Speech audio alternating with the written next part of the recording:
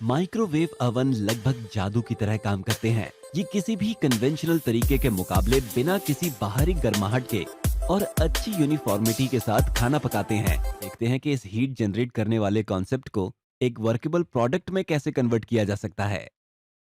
Electromagnetic wave की energy को ठीक तरह से यूज कर पाने के लिए इसे कई बार रीयूज किया जाना चाहिए।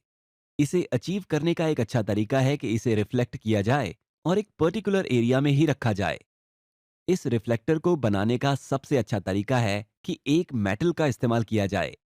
मेटेलिक सरफेस की वजह से माइक्रोवेव इस सरफेस से रिफ्लेक्ट होती है। अगर आप सोर्स साइड पर भी एक रिफ्लेक्टर लगा दें तो ये रिफ्लेक्शन जारी रहेगा।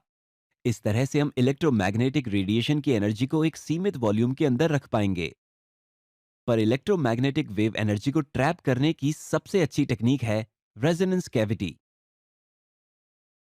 ये तरीका इलेक्ट्रोमैग्नेटिक वेव की इंटेंसिटी को भी बढ़ा देता है।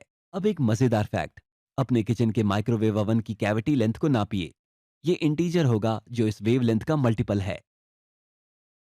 इस विजुअल से ये साफ है कि इस स्टैंडिंग वेव के कुछ पॉइंट्स हाई एनर्जी इंटेंसिटी पर हैं और कुछ दूसरे पॉइंट्स जीरो इंटेंसिटी पर हैं। इस वजह से माइक्रोवेव पर ऐसे कई स्पॉट्स हो सकते हैं जिनमें से कुछ ठंडे और कुछ गर्म होंगे। चीज की मदद से आप अपने किचन माइक्रोवेव ओवन के इन ठंडे और गर्म स्पॉट्स को पहचान सकते हैं। 1 मिनट के लिए श्रेडेड चीज को अपने माइक्रोवेव ओवन के अंदर रखिए।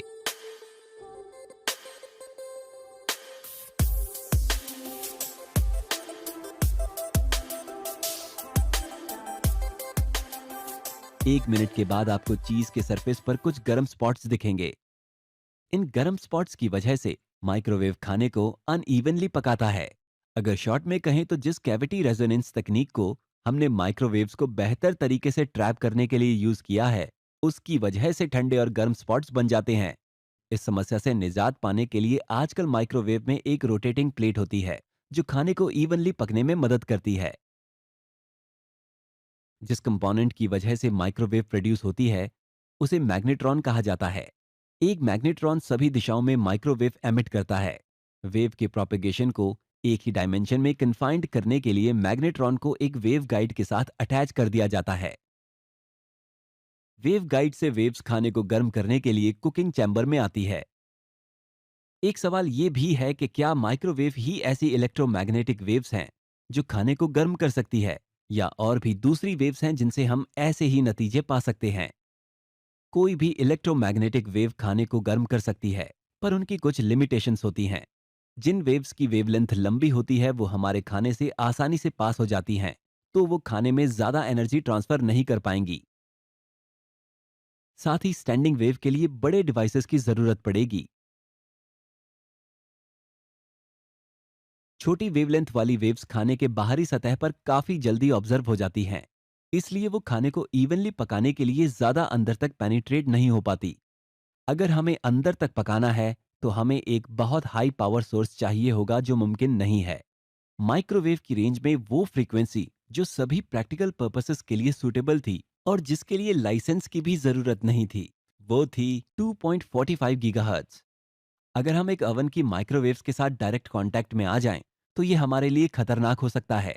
पर परेशान मत होइए, माइक्रोवेव ओवन द्वारा प्रोड्यूस किए जाने वाला इलेक्ट्रोमैग्नेटिक रेडिएशन हमेशा इसी के अंदर ही रहता है। ये कभी भी चैम्बर के बाहर नहीं आएगा। तो माइक्रोवेव ओवन के इलेक्ट्रोमैग्नेटिक रेडिएशन से स्वास्थ्य संबंधित खतरों के बारे में फिक्र करने की कोई जरूरत नहीं है। सबसे इंटरेस्टिंग सवाल, माइक्रोवेव ओवन में गर्म करना किसी भी कन्वेंशनल हीटिंग मेथड के मुकाबले बेहतर कैसे है? क्योंकि माइक्रोवेव्स खाने को पेनिट्रेट कर पाती है, खाना बाहर से और अंदर से दोनों तरह से पक जाता है।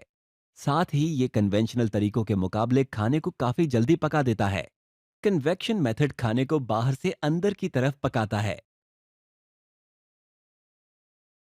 ऐसा इसलिए होता है क्योंकि हीट एनर्जी को बाहर से अंदर ट्रेवल करना पड़ता है। पर यह तरीका कुछ ओकेजन्स में कारगर हो सकता है। जब आपको ऐसा खाना चाहिए हो जिसका सरफेस क्रिस्प हो और इंटीरियर सॉफ्ट हो, या बेकिंग करनी हो, तो कन्वेक्टिव हीटिंग मेथड ही प्रेफर किया जाता है। इस वजह से मॉडर्न माइक्रोवेव ओवन में बेकिंग के लिए कन्वेक्शन का भी ऑप्शन होता है। हमें उम्मीद है कि आपको माइक्रोवेव ओवन्स के पीछे की फिजिक्स अब अच्छी तरह से समझ आ गई होगी।